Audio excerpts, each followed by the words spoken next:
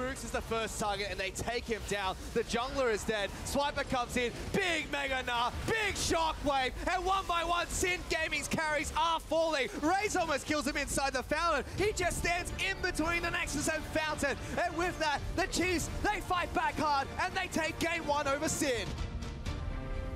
Once again, Swiper. Oh! Swiffer flashes forward, knockoff from Dokline. The Lady of the Snakes are dead. Here comes Rima. Shurima shuffling in. But look at Quinny. Raze with a triple. He wants the quadra. Gets it. Penta kill picked up for Raze. He actually kills himself. He stands underneath the turret, but he's out of his chair. Quinn is absolutely popping off. Second Nexus turret is going to fall down, and with that, the Chiefs, 2 games in a row. They come back from an early game deficit. They take it to Sin, and they are now at match point. Now, I mean, there's nothing else you can do. Raze is going to look for a cheeky kill, but it will be the Chiefs just picking up the Nexus turret, and they're going to book El Clasico tomorrow with Legacy. Chiefs versus Legacy coming up tomorrow. They've done it 3-0 for the Chiefs. They want to represent Oceania, and they're going to try and fight their way through the gauntlet.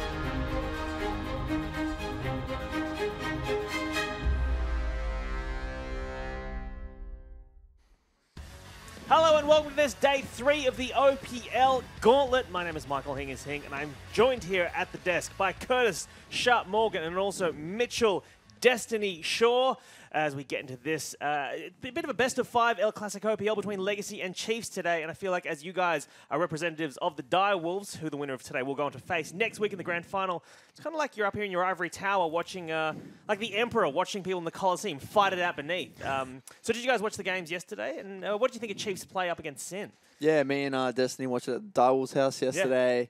Yeah, you know, as expected, I think Chiefs were just the better team heading into the series. So for me, not really surprising that Chiefs were able to take that out. Yeah, considering what happened last Gauntlet, where Sin actually beat Chiefs, yeah. it was good to see Chiefs overcome adversity and actually beat them out here in the second Gauntlet. Actually, yeah, absolutely. Well, thank you for joining us today. And let's take a look at that Gauntlet and the results from the week. Sin were able to beat Avant 3-2. Then yesterday, Chiefs were too good for Sin, beating them 3-0. Today, they'll face off against Legacy. And like I said, that means next week, the winner of today will meet the Dire Wolves at 5 p.m. on Saturday for that grand final. The winner of that has a shot at Worlds, so everything is on the line today for these two teams who want to be able to take a shot at the champ, don't they? Let's go through today's best of 5 Legacy versus Chiefs and take a look at Legacy as they are getting ready right now in the OPL studios. These guys, I mean, they've had 3 games, I should say, of the Chiefs to watch. And let's go through their lineup, shall we? Tally is their top laner. Their jungler and captain is Carbon. Claire is their mid laner. Their AD carry and MVP of last split is Lost, and their support player is Cupcake. And I mean, Sharp, tell me about this Legacy team. You've been watching them now for a whole year. I mean, sum them up for me in like just one sentence. How do you feel like they play? What is their style? Yeah, so for me, you know, Legacy traditionally really prefer their scaling compositions. You know, they really look for their 5v5 teamfight scaling compositions, getting Carbon on one of those tank junglers, and getting Lost on a scaling hyper carry, and Cupcake, yeah, maybe you'll see him on one of those Ardent Center supports. Yeah? Yeah, I feel like this year for Legacy, it's really been the Lost show. I feel like he's been the hard carry of the team.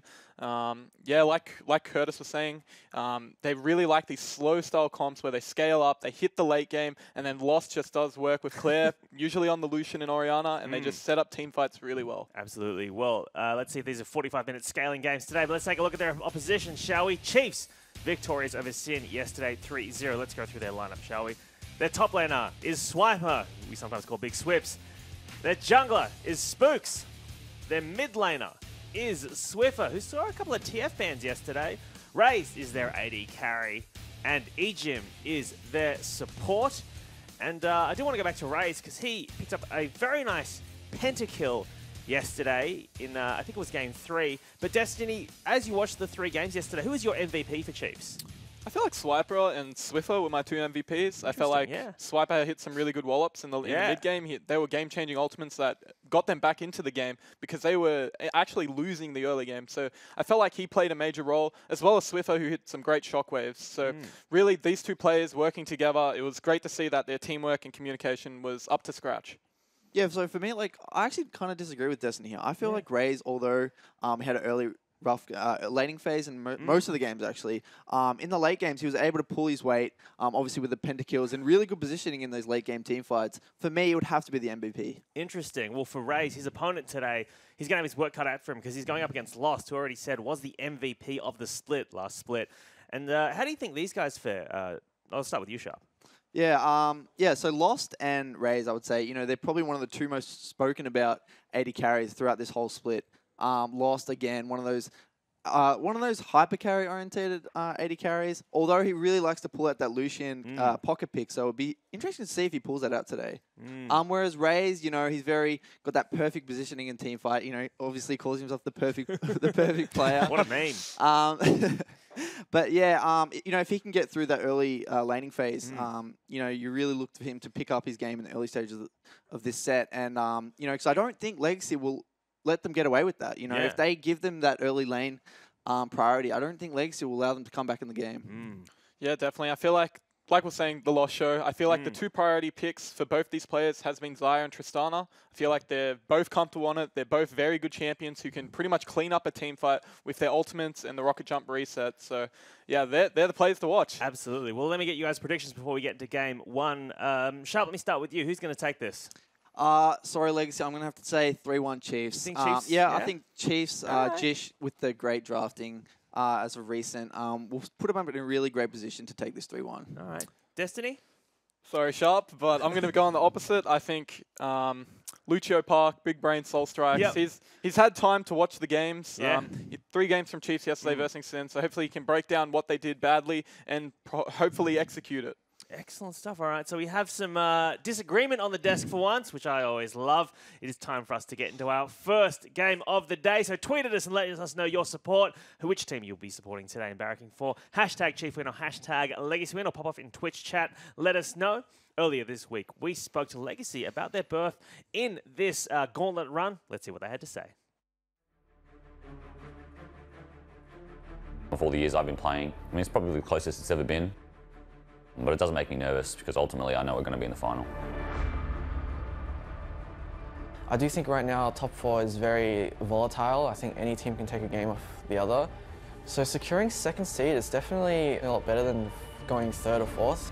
Minimizing the amount of teams you have to verse definitely ensures your chance of winning. I wasn't super surprised with how the split went. We had a very good start. Up until week 8 we hadn't dropped a series. To lose 2 series in the last 3 weeks definitely hurts. Everyone else is trying a lot harder this time. Like all the other teams, they're putting in much more effort. They want to win much more. And you can even see from Direwolf's last split, you could just tell that they really wanted to go to MSI rather than every other team. For me, it's important to beat good opponents. Ultimately, you can only play whoever's in front of you. But you know, if I had the choice between an easy win against a bad team and a hard win against a good team, I would much prefer the hard win. That's a lot more rewarding. To be honest, I think our form isn't something that we would lose in a week. It's more like a day-by-day thing even. I'm not too worried because we've encountered these issues now and we sort of realize like we don't necessarily need 1 week to fix them. We just need to talk about it and review it and then it'll be gone instantly. Everything leading up to the final is just business as usual for me. It's not until I reach the final that it kind of clicks that that it's now or never. I've done the journey too many times. I just want to get to the destination.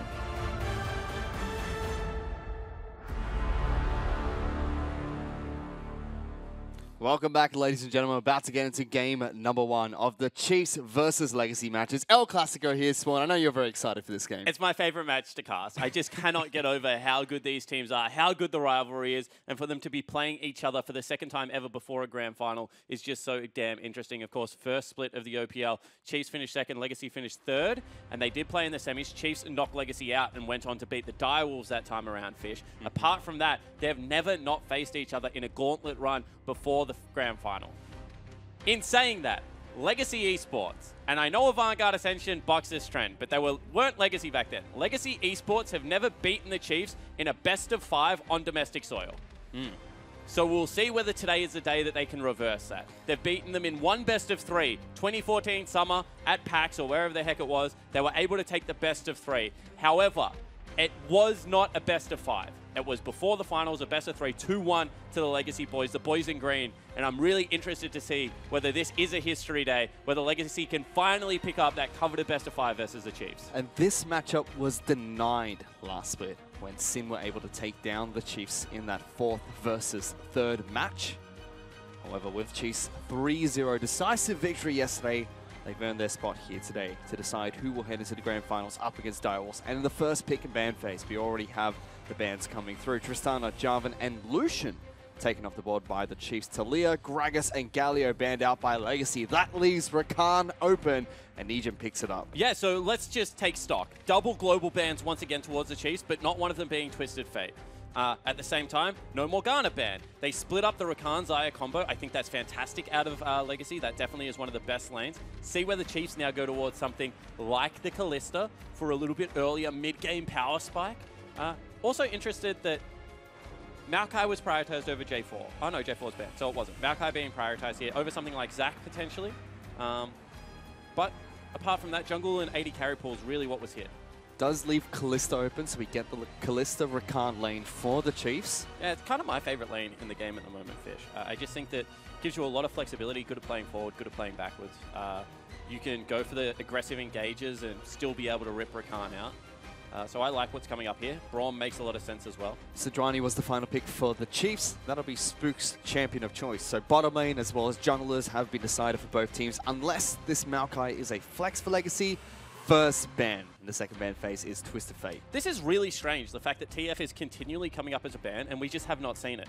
Surely a team in one of these best-of-5s will let it go through because I feel like you're nearly wasting a ban at this stage. I mean, Nara is still available. That's why they probably banned out Lucian. Not because of the AD carry position, but because they know it could be taken top lane. Direwolves already showed us that. See whether the Chiefs do decide to target Tally here or if they go towards Claire. I mean, that's 3 mid lane champions with global ultimates being banned out by Legacy. A lot of respect thrown Swiffer's way in terms of how he can dominate the map with these 3 champions. And Cannon's the final ban from Legacy. So Legacy are going to pick the Gnar here, it looks like. They get rid of the one counter pick that Swiper really has up his sleeve. We've seen him play the AP cannon time and time again into the Gnar. Does like the matchup Fishery. Gives him a little bit of the team fight match as well as a good laning phase to be able to get there. So now do the Chiefs ban it? No, they don't. They ban Trundle. Throw the Gauntlet. So with Orianna and Trundle banned out, Legacy will get first pick here. And as you said, Gnar is their priority. Instantly locked in for Tally. Yeah, and that should be a tell. Swiper should have a counter against this if they weren't willing to ban it away. Because I think as soon as you see that ban, you think that it is going to be a Gnar top lane. Jace has a very good laning phase into Gnar. Swiper isn't a big Jace player, however, Fish. So would be intrigued to see if that's what he goes for. Cassiopeia will be the pick for Swiffer. I got in there before he locked it in, by the way. That's his favorite blind pick at the moment. And we've seen how well he can do in the champion as well. Ooh. Cho'Gath picked up by Swiper in the top lane, going up against a Gnar pick. This is a comp the Chiefs love to run. They love to run all magic dealers with only Raze being the AD. It means that both Tally as well as Carbon are going to have to itemize heavily towards magic resistance. And Cassiopeia. Kalista comes online very early. 2-item power spike with very little armor picked up means that there is a potential for Raze to absolutely pop off in this early game. Certainly is. The final pick for Legacy is going to be Karma in the mid lane. I like that. Ardent Sensor user doesn't have to itemize very strange to pick it up, and both Gnar and Xayah will benefit from the Ardent Sensor pickup from Claire. See whether it's a rush item, whether he goes for something like Morello's or Chalice beforehand, Fish. Gives them a equal team power spike at, around about 2 items, just by being able to enhance the auto attack users. I mean, if I'm not wrong, we normally see Athene's into Ardent Sensor in the mid lane. But so it let's does see if mean that's that the you case. don't get full 40% cooldown reduction. Athene's is good because of the heal that it gives. Don't get me wrong, I still think it's a great item on Karma in the mid lane, a little bit cheaper. But at the same time, Morellonomicon is just so damn cost efficient. 100 AP, 20% cooldown reduction, all the mana back when you want it. And also going with Cleanse and not TP. And very heavy team fighting, team compositions from both these teams. Yep. Seems like neither one of them want to opt into the split push or the 1-3-1s here. Both of them just want to brawl coming into game one. Definitely what it looks like. One thing I will say is when we see Cho'Gath normally played into Nara, it's with a Maokai jungle, because you need something to hold Nara in place so you can layer the CC perfectly. Then you can actually one-shot him because, you know, the Feast comes in and it's actually a very easy executable gank.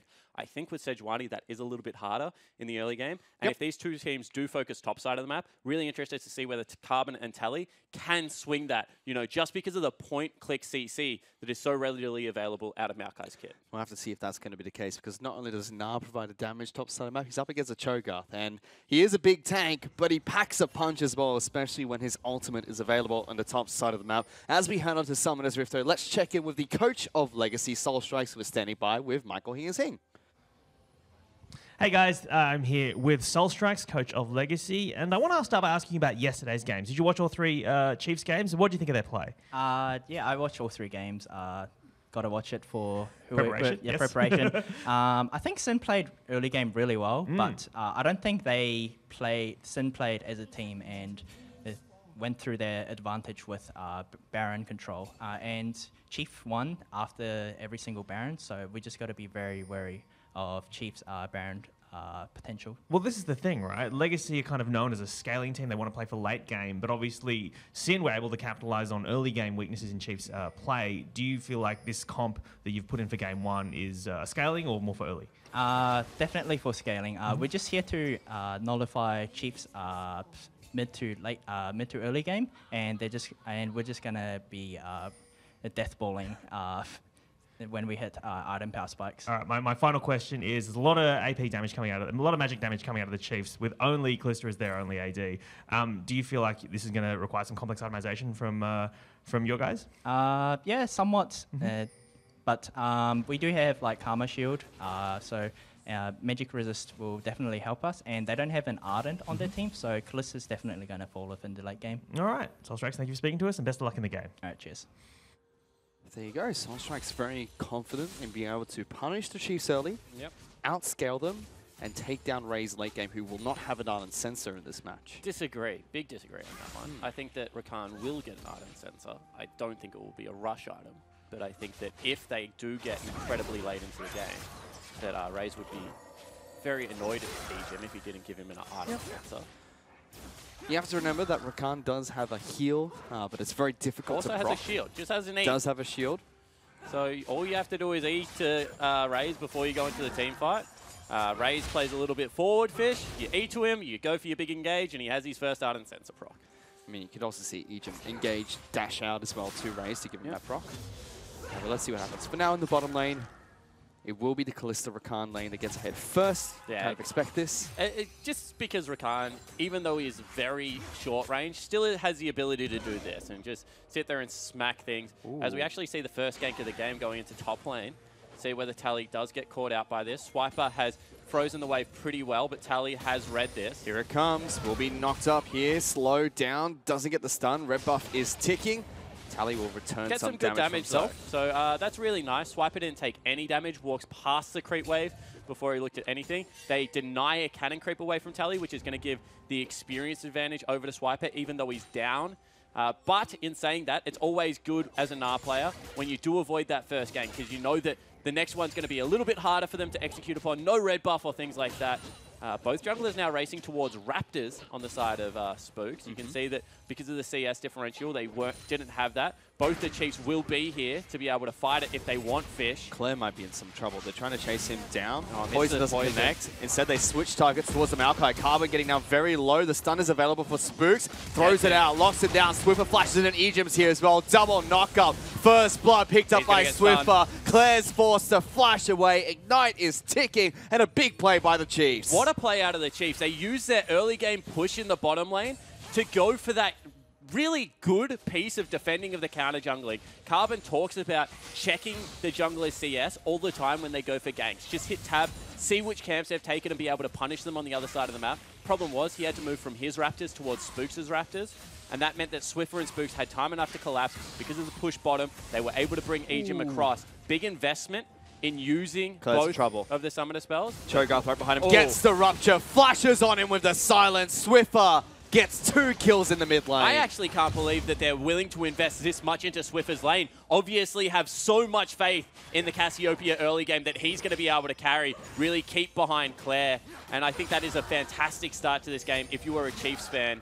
See whether Swiper teleports back top lane or whether he just walks it out. He does teleport. And already able to pick himself up the Glacial Shroud. Even though he's down 14 CS, the assist will certainly help him out, Fish. And Pabu did show us halfway through the split that Cho'Gath can survive a lot of these bully lanes. The SKT versus Longzhu match did not. Yeah, that's a little bit different. If your name is Khan and you're the best top laner in the world probably at the moment, sure. Not saying Tally isn't good in his own right. I'm just saying that I don't think you can base Oceanic League of Legends off like the most optimal play in the world. You have to remember, Cho'Gath's kit gives him about 30 hit points every time he kills a minion. With 6 minions in a wave, that's a full health potion every time he clears one.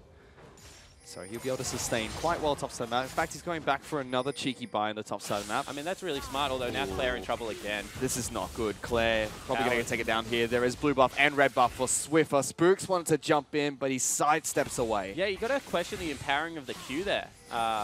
Just a little thing, Fish, but if he had a normal Q'd him and empowered the W, probably would be much healthier and would be able to stick around for that wave. Instead, he's being forced back. 2 kills already on Swiffer. It's giving giving Spooks the access to the top side of the jungle, and means that they're just lighting Carbon's gank paths up like Christmas trees at the moment. He's being punished so heavily as well, Claire. Did not take teleport in the mid lane, which we normally see on Karma, instead went for the cleanse. I think that's smart, given the fact that, you know, Cassiopeia, Petrifying Gaze, as well as the fact that you're going to have a Sejuani camping you. They've obviously read the fact that Chiefs want to play through the mid lane. For whatever reason, we haven't seen a camp like this on the mid lane out of the Chiefs in a long time. Bear in mind, it's not just been Spooks, it's been Ejim and Swiper who have already taken visits to this middle lane.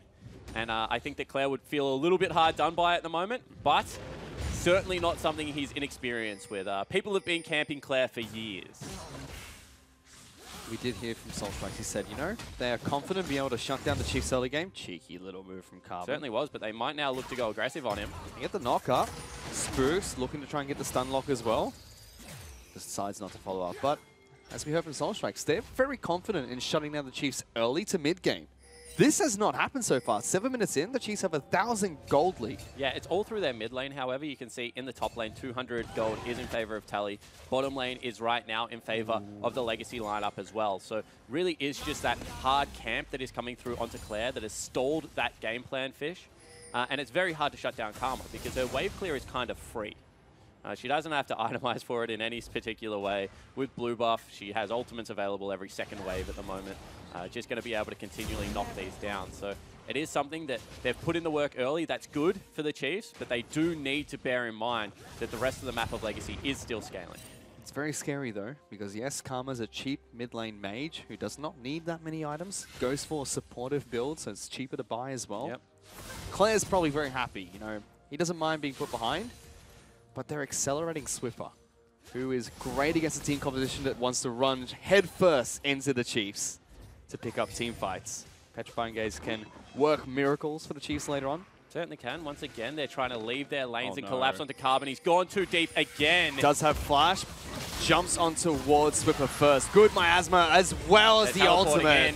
And Tally's going to complete that one. Raze might be in a bit of a sticky situation, but Swiffer turns around onto the Nah. He hops out. Will pull back. Ejim throws him through as well. Tally gets good damage on Raze, forces him to flash out, but he jumps back into the fight with a spear. Now Ejim's chasing everybody down, gets one charm, jumps to Swiffer. Claire will fall. Lost trying to get the kills, but he splits them up. Swiffer and Raze still alive. Lost in trouble. Grounded by the miasma. Will take Raze down with him, but what a beautiful team fight from the Chiefs. Absolutely massive out of the Chiefs. All of a sudden, Swiffer is 3-0-3, dominating this mid lane. Spooks picks up a couple of kills for himself as well, and will also take away some camps. And they just look like they're firing on all cylinders at the moment. This is not an early game like Sin that throw the gauntlet down. Legacy should be looking to scale. Instead, they go for a team fight, and the Chiefs make them pay. Let's take another look at this. This is Carbon just going that one step too deep, cleared out the ward, but took too long. Gets tied up, goes down before the fight even really starts. This is a good teleport out of Telly because Swiper doesn't have his available Fish. This is a 5v4, but because the Chiefs team members are always there earlier. Notice how Raze is there before Lost. They're always going to be fighting with a number advantage here. Credit to Ejim for getting back to Swiffer and charming up Lost. Probably saved his team a double kill instantly if Lost wasn't charmed. And then Spooks is able to rejoin the fight, and the lockdown is just so damn potent from Sejuani. Chiefs everywhere now have advantages. Even down to the micro player. Swiffer putting the miasma forward, forcing Carbon to turn around. Getting the ultimate off on top of that to stun him. Really good micro plays coming out from the Chiefs. Great team play as well. And this is so different from yesterday. Yesterday, games 1 and 2 against Sin, they looked shaky. They were making mistakes. Game 3 was a one-sided affair. However, now Swiper is in trouble. He's being ganked top lane. Yeah, he's just clearing out the wave. He knows that he's going to go down here. Might try and go for a little bit of a biff against Tally and Carbon, but eventually Cho'Gath will fall. They certainly will. So Tally picks up the second kill for Legacy. Chiefs, in response, will grab themselves a dragon, as well as some vision bottom lane. Looks like they actually want to go for this dive. Moby, no, it's not actually Moby Boots. That's just a quick Sejuani for some reason. We'll be able to get into bottom lane. Going to look to force Cupcake and Lost away. That's big. Raze and Ejim will push up their wave. So what's been placed down? They're going to sweep this out as well to deny vision. They stick with the play. I mean, they really are forcing them off this one. Cupcake is now approaching. They Here go we in. go. They've got teleport from Cho'Gath as well. Tally can't join this fight, but Spooks will fall straight away. Lost gets that kill. Raze pulls out Egypt. They drop turret aggro. Will reset. Nom Nom Nom should come out, but first Raze gets the kill. Lost gonna fall down next. Swiper still gonna take on the turret. Now Raze is taking it up. Lost almost takes Raze with him, but a double kill picked up by the perfect player. Huge play out of the Chiefs. Even though Spooks didn't get his ulti off, and that is bad, it isn't the worst because they still trade 2 for 1, get the turret as well. Swiffer needs to be careful. He's approaching top lane, and there's 2 people that have vision on where he is. Instead, he's just going to turn around, try and defend the turret a little bit more. They're also bringing Spooks up here right now. Love to see the turret health, Mr. Observer. It is still half. So this might be a successful defense. No mana on Carbon means Swiffer could probably walk up here for free. Has to worry about Tally, but the damage from the Twin Fangs just way too much. Good use of the W from Karma. Deters Swiffer. They defend top lane out of turret. That is a massive play out of Swiffer. I thought that that turret was gone, buried, that they were just going to have to give it up. Instead, Swiffer, he sticks with the play, patiently sweeps out a couple of wards as well, Fish, which was very crucial. Now they might have caught out Claire on his rotation to mid as well. Going to have to go the long way around, which means the Chiefs just have priority over all of the waves. So mid lane out of turret's probably going to fall here as well. 3 members of the Chiefs working on this. Swiffer is still top side of the map, split pushing. See, they whiffed the ult on Claire though, although he had to burn both summoner spells for it, Fish. Ultimate coming out from Malphite here. Carbon fancies a fight. They back off away from the turret. They've caught out Swiper. He'll flash over the wall. Good flash from Big Swift. Very tanky at this stage of the game.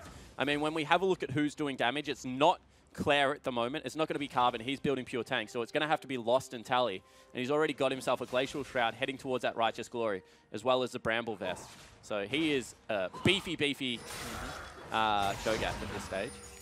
Big item pickup from Tally, though, has his Black Cleaver. The team is really relying on Tally to be a damage threat. He has to be a damage threat. And we saw last time they played the Chiefs, he was. But in saying that, Chiefs are 4,500 gold up at what is 12, 13 minutes into this game. They're not stopping anytime soon. The Chiefs are just continually accelerating in this match. It's not like yesterday, as we said, where they're falling behind and have to work their way back up. And we saw what happens when the Chiefs get ahead. They just continue and continue and continue. Swiper is still going to farm up here. What a goblin. In saying that, there are still some windows they can look for. You can see Chalice has been picked up. Lost has got himself 2 kills of the 3, which is pretty big news if you are a Legacy fan. Lost has been known to hard carry some games. Is still moving towards an Infinity Edge build. We talked about it a lot yesterday. I feel that it's hard to close out games at the moment, Fish, although with Cassiopeia, Cho'Gath, as well as Bliss, it might be a little bit easier just because of Baron pressure. But Infinity Edge users win out more often than not in an Ardent Sensor meta. For whatever reason, that scaling just becomes impossible to deal with. And that's what Soul Strikes is relying on to kind of take down the Chiefs here. He said he wants to take it late, but he wants to shut them down early. He has not done that, so let's see if Legacy can still take it to the late game. Good knock up there. He just wants to clear out these waves, Swiper. He went back to base, dropped the outer turret in the bottom lane. Rift Herald was dropped, top side of the map somewhere. Spooks has got it. Up. Oh, Spooks has picked up Rift gracious. Herald. Oh, no. Just when you thought everything was going well for the Chiefs, they come in with the curveball. They give Spooks Rift Herald. No, in all seriousness, he said yesterday that he was happy that Egypt had his back, but he felt that he could rise to the occasion. With all the control they had over the map, that's a good Rift Herald to take. Dragon is up in a minute 40, and you know they'll be posturing around that because they are an objective-focused team, Fish. Yep. So you want to grab the objectives when you are on the right side of the map. And where do the Chiefs go next? They have Rift Herald, all outer turrets are down. I think they're going to look to farm, get to like, you know, one item and a half, 2 items. Then they're going to start pressuring things like Dragon. 20 minutes time, they're going to look for a play on Baron. You can almost bank on it. Their vision control must be good. So this is a comp that you probably don't want to run an Ardent Sensor with, to be honest, because you want to have that early vision control. And look at how well they are doing it. Just lighting the whole map up like a Christmas tree. Everyone coming out of base. You know, Ruby Sightstone already out of Aegis means that it's so much easier to replace wards if they fall down. I really am enjoying watching the Chiefs now have a good early game, but also apply a lot of macro pressure to the map. It's not going to hurt Tally too much, or Claire or Lost. They'll be able to farm out the waves being pushed in by the Chiefs, but Carbon is being starved out of this jungle. Entire bottom side taken away. He'll get Raptors here. Probably have to donate red buff over to someone. No, I reckon he'll take it this time. When your jungler is behind, it's really key to be able to give them something. They ult onto Claire. That's on just a whiff. Unfortunate with Dragon coming up in 20 seconds.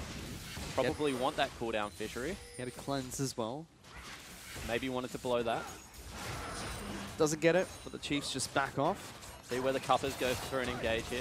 So it's a Cloud Dragon coming up next. It's not too detrimental for Legacy if they give it up. I still think it's something, right? It's still an objective. Yeah, it's still an objective. It's still that mentality that, you know, right now we don't have a real big grasp on turrets. We're 1 to 3. They're about 4,000 gold up is what they would be thinking, although it's closer to 5 now. And we're giving up 2 dragons already. Where does it stop? How can we stop this bleeding? I think is a question that you have to ask yourself if you're Legacy. Maybe they say we don't. We just go for 35 minutes and then we win a team fight when Claire actually has the shield. Egypt needs to not head ram. Solo invades are not going to work out in this game. Spiper's picked up his Righteous Glory, as well as Boots too. So now he is a threat. He's also nearly level 11. I want to see his health when he does tick over, because right now he would be sitting, you know, pretty tanky.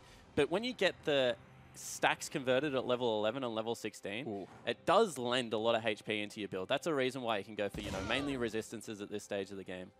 He's happy with Merc Tread, just to get him out of the feathers as well as the Gnar combo. And from there, probably will be looking towards... See, he's already got 2,000. He's probably going to level up from there. So 2,274, what does he go towards when he gets it? 2,400, nearly. So 2,600 now after upgrading his ultimate. Oh, there we go. So he gets 400 health for free. That's a pretty good ultimate. It's a full Ruby Crystal. Yeah. Be pretty happy with that. Meanwhile, Legacy are trying to regain some control of their jungle. That's actually good from Ejim. Respects Tally. Carbon did give the red buff over to Tally. So that's an interesting call there, Fish. We said that generally you want to keep your buffs if you're a little bit behind. Chiefs going to use the Rift Herald. It was about to expire. But they collapse into Egypt. Gets the knock-up, dashes back to Raze. Not even a single summoner spell blown by him. Yeah, and now potentially can look for something here. You can see Rift Herald is pushing in aggressively on the top lane. Egypt needs to play a little bit more conservative, you feel. And the Chiefs will not get all that much from this Rift Herald. One charge onto an inner turret. So Legacy successfully defending. This has been a good turtle for the last couple of minutes, Fish.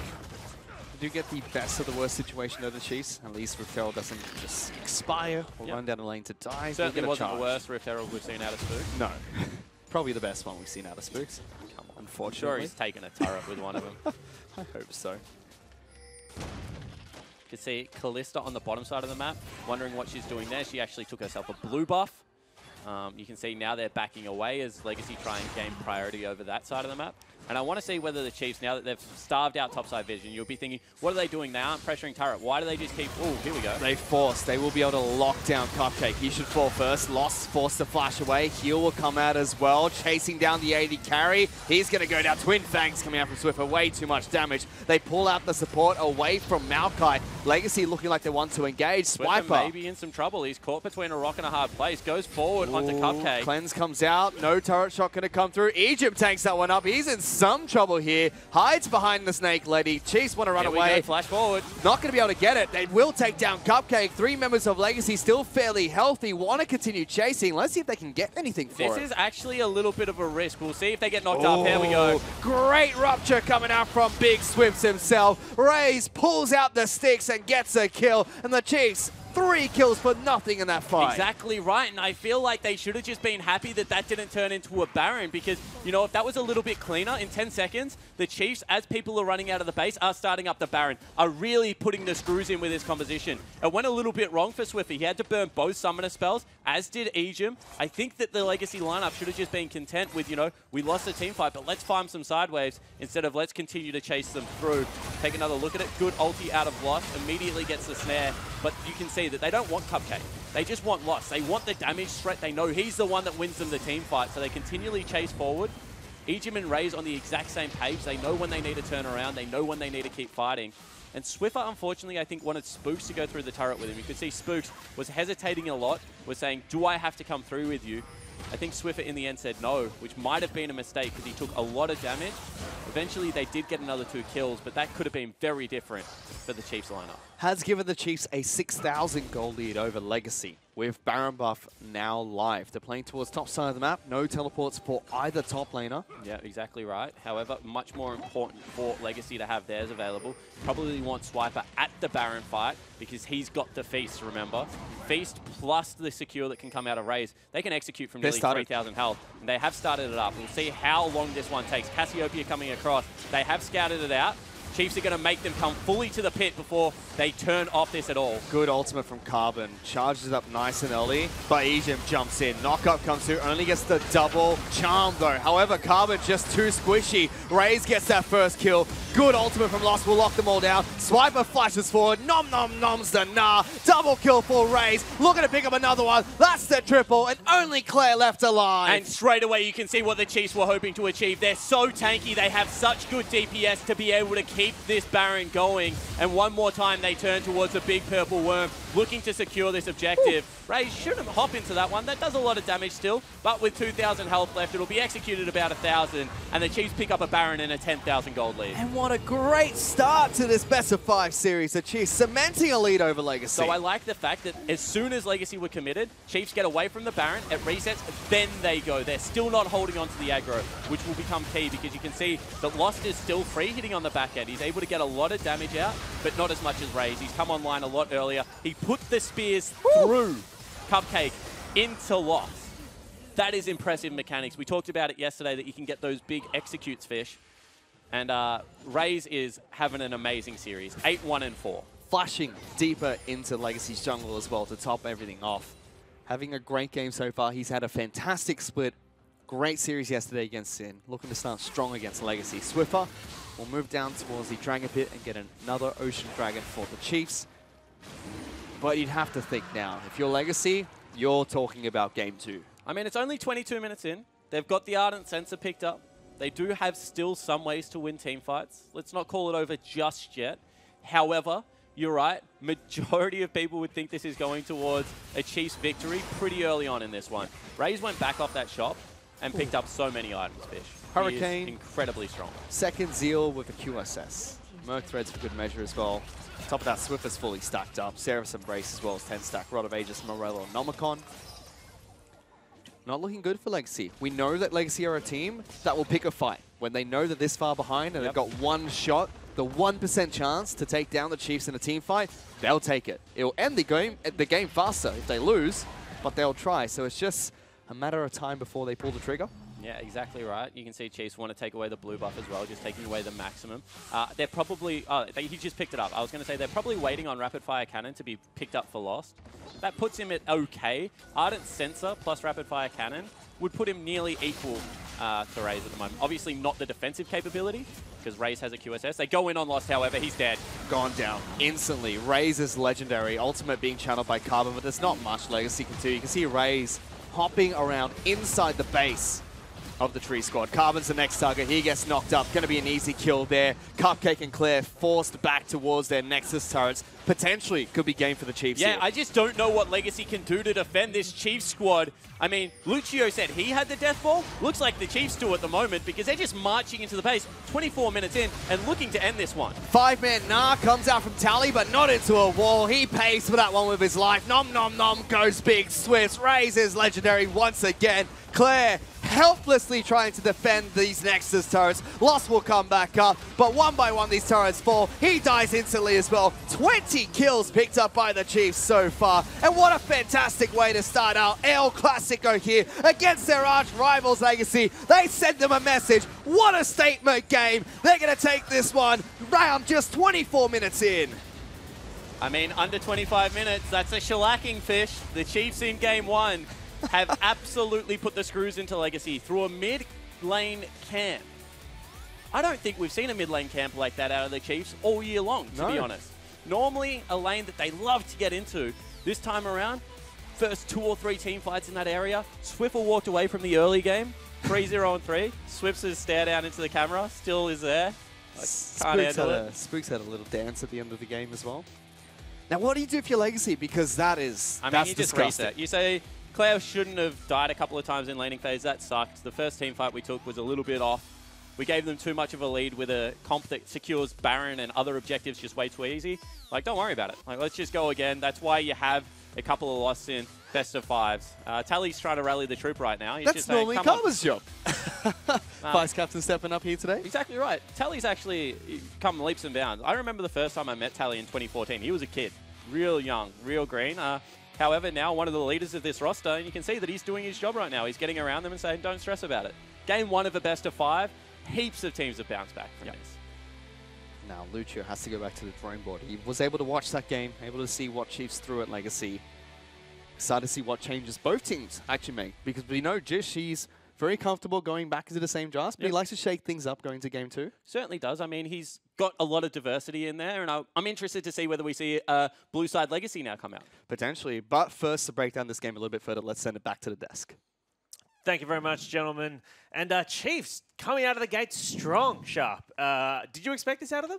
Yeah, well, to be honest, I didn't think Chiefs would come out this aggressive, to be honest. You know, like from yesterday's games, they struggled in the early game. But this game, they just really put on a show. Legacy had nowhere to look. The early game was complete destruction. Chiefs completely snowballed the game and pretty much had 3 winning lanes after the early invade from Carbon. Yeah, so I would say the biggest point to look at would be Carbon's early invade on Maokai around Wraith. Yeah, so here it actually he actually invaded when Rakan already had priority. Bot lane had priority, so Rakan or Ejim was able to roam up, flash W in, and Cassio was able to get to the fight before Karma, and this actually led to Karma blowing flash. So should Claire have gone back then? Yeah, well, actually, this was actually a really good play by Chiefs because what they did, they recognized that Claire was, you know, greedily sticking around, and Swiper intelligently roamed mid and was able to punish this with a clean dive.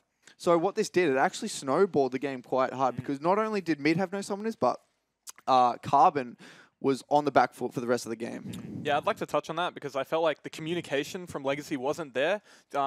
Looks like Tally mustn't have caught a missing on Swiper, and he just walked down, got the kill, and a double kill on Cassiopeia in the early game when Karma doesn't have flash is very rough for Claire, and he did not look like he was used to that situation at all. Because it's not just the 800 gold or whatever you get, it's also all the missed farm, and then once Cassio starts to scale, if you're Claire, like, what's your strategy to come back then, right? It's just like hide. Yeah, it's just pretty much just farm up as much as you can, get the Ardent Sensor, and hope to God your team can carry you. Meanwhile, we saw out of Legacy, it was just kind of a scaling team comp. That's what Big Brain Solstrack said in the interview. He's like, look, I just want to play for late game. What did you think of Chiefs' team comp? Yeah, I felt like Chiefs really executed their comp very well. They really pushed their early game to the highest of limits. They used the Cassiopeia early game. They used the Rakan early game. And you can see it here in the invade in the river. And the one thing I'd like to touch on is that Ejim had Mobies, so he was able to get there before Cupcake. And this is actually a 4v4. Swiper's actually farming away in the top lane. And they've just won the 4v4, mainly because Carbon's dead, and it's just a good team fight. Like, they just know their power spike. You can't go to the 2-0 Cassio. You can't go to their strength. You have to play away from it. So I felt like Legacy didn't play to their composition, whilst Chiefs, they played it right.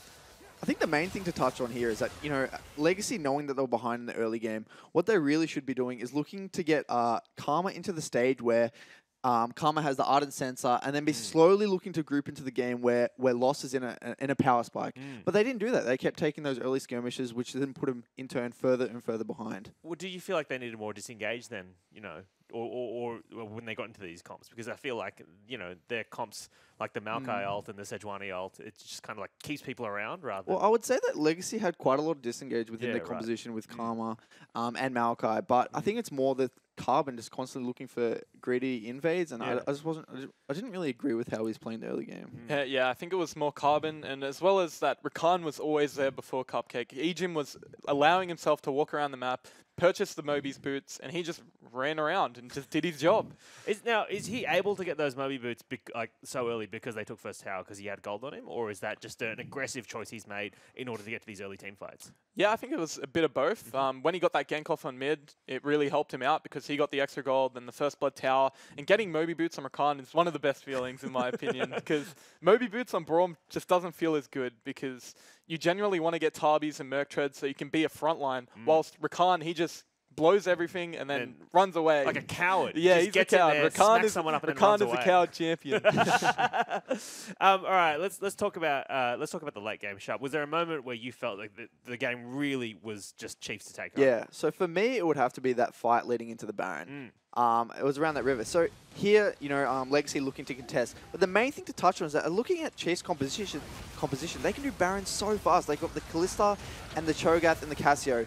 And then now, utilizing the Rakan's engage, look to turn the fight and cleanly take this fight. They were put in such a difficult spot, Legacy. They didn't want to give up the Baron so freely, but Chiefs were just not scared whatsoever because they had the disengage and the ability to just rush that objective down. Yeah, I think it goes back to the Chiefs team comp. The comp that just drafted for them, they've got Cho'Gath, Cassiopeia, and Kalista. These three champions are very good at taking Baron because Cho'Gath has his Feast, which does 1000 true damage. Cassiopeia just does a lot of damage per second with her Q&E combo when it resets. And Kalista with her Ren can keep stacking it up. And they have a lot of ways of turning. They've got Sejuani, Rakan, and even the Kalista ult. So they have a lot of ways of both doing the Baron and turning. So to be clear then, what you're saying is if the Baron gets like, 3,000 health, you can pull out the Kalista spears, you can use the Cho'Gath, you know what I mean? There's just not a lot of chance for Carbon to get in there and steal the Baron. Yeah, stealing the Baron for Carbon is pretty much impossible. Which forces them to fight, and then that's when Chiefs turn. And that's what Chiefs did. They played their comp very well. I'd say like Legacy, they also have a composition that really struggles to engage. They have a composition that wants to peel back. Xayah, Maokai, Karma, they really struggle to engage on an enemy. But when a team runs into them, that's when it's most optimal. So for Chiefs, they smartly, intelligently, played around that Baron, forced him to walk into them, and then take an unfavorable fight. Yeah, I think Ray's had a very good game. Yeah. I felt like he was a truly impactful player. I felt like he was the perfect player. Yeah, his influence on the map definitely felt more than Lost, but considering the position that Lost was in, I think it was very hard for him to do damage. So for Legacy then, I mean, if you're Legacy, you did not expect to lose that first game in that fashion. So aside from mental reset, what are they looking forward to in game 2? Look, I'm going to say it's up to Carbon. I felt like this game reminded me of 2016 OPL Finals in Brisbane, where Carbon got invaded on by Spooks, and Spooks just ran a show, and that pretty much set the grand final off that one play. So I think it's up to Carbon to show his leadership, what he's learnt in a year, to rally the troops. And maybe it's Tally that's stepping up, because as you saw after the loss, he went up to Lost, and he was like, come on, like, we still got this, guys. So it's really up to the team to get the morale up and have a mental reset. Yeah, I think for me, Tally, obviously, that post-game, he was looking more of a leader than Carbon, to be honest. He was there rallying the troops. So I think it'll be really important for them to just mental reset. I think, look at the thing. It's hard to say the draft because the game was over so early, in my opinion, from those early invades. So it was really hard to tell whether it was draft or whether it was just those stupid little mistakes that Carbon had in the early game. Well, speaking of Carbon, let's take a look at how he compares to Spooks in that game. And 3-1-15 is the score for Spooks there, as opposed to 0-4-1. So obviously a lot of kills coming out for the Chiefs, and Spooks is involved in a lot of them. Yeah, there's not much to say about this really. Carbon had quite a shocker of a game, but Spooks, he played well all throughout the game. Was able to get those engages, play for his team, even on a jungler that is quite supportive. So quite impressive by Spooks here. Yeah, he ganked top. It wasn't a successful gank, but it got Swiper to pressure the lane, which allowed them to make the mid play later on in the game. So he did have an influence on the map, and I felt like all the Chiefs players had a good performance. I wouldn't say there's any like weakness or anything that the Chiefs really need to change going up into the next game. Yeah, I mean, so their bans going into this, Chiefs obviously banned Tristana, Jarvan, and Lucian as their opening bans. That's obviously targeted towards... I just want to talk about this quickly. I know you don't want to give anything away, but I do want to talk about this quickly because the Chiefs banned Lucian in their draft, and then Legacy pick Nah. And the reason Chiefs banned Lucian isn't just because Legacy likes to play it. It's because, you know, you guys used Lucian as the counter to Swiper's Nah. And the Legacy go and take it. Ah, I loved it. I loved it. I'm such a big fan. I'm like, oh, they've turned it against him. But, you know, I know obviously you guys don't want to give anything away for how you're looking towards next week. But for Chiefs, is this a comp that you expected out of them? I mean, these are all favorite champions of these players, right? Yeah, look, you know, I think this is a pretty standard composition. All round team fights quite well, engages quite well. It seems just like a winning formula to me. I don't think there's anything you'd be looking to change or drastically change up too much. Same thing for Legacy. I think their drafting was fine. It just comes down to more the execution of the compositions. Yeah, I think for the Chiefs lineup, they pretty much had tier 1 champions across the board. There wasn't really a weak champion, besides maybe the Nah Cho'Gath matchup, but that's in Swiper's favor because of the early gank from Spooks. So, yeah, I really like Chiefs draft, whilst on the Legacy side, it was sort of sit back and scale, but they just played too aggressive in the mid-game, and that's why they pretty much ran out of time to do anything. All right, well, that wraps up our analysis of our first game of this best of 5, but do not go anywhere, because game 2 is right on its way. Let's take some highlights from game number 1. Gets good damage on Raze, forces him to flash out, but he jumps back into the fight with a spear. Now Egypt's chasing everybody down, gets one charm, jumps to Swiffer. Claire will fall, Lost trying to get the kills, but he splits them up. Swift with Raze still alive, Lost in trouble, grounded by the Miasma, will take Raze down with him, but what a beautiful team fight from the Chiefs. But Spooks will fall straight away, Lost gets that kill, Raze pulls out Egypt, they drop turret aggro, will reset, Nom Nom Nom should come out, but first Raze gets the kill. Lost gonna fall down next. Swiper still gonna take on the turret. Now Raze is taking it up. Lost almost takes Raze with him, but a double kill picked up by the perfect player. Great rupture coming out from Big Swifts himself. Raze pulls out the sticks and gets a kill. And the Chiefs, 3 kills for nothing in that fight. Raze gets that first kill. Good ultimate from Lost will lock them all down. Swiper flashes forward. Nom Nom Noms to Nah. Double kill for Raze. Looking to pick up another one. That's the triple, and only Claire left alive. And 20 kills picked up by the Chiefs so far. And what a fantastic way to start our El Clasico here against their arch rivals Legacy. They sent them a message. What a statement game. They're going to take this one round just 24 minutes in.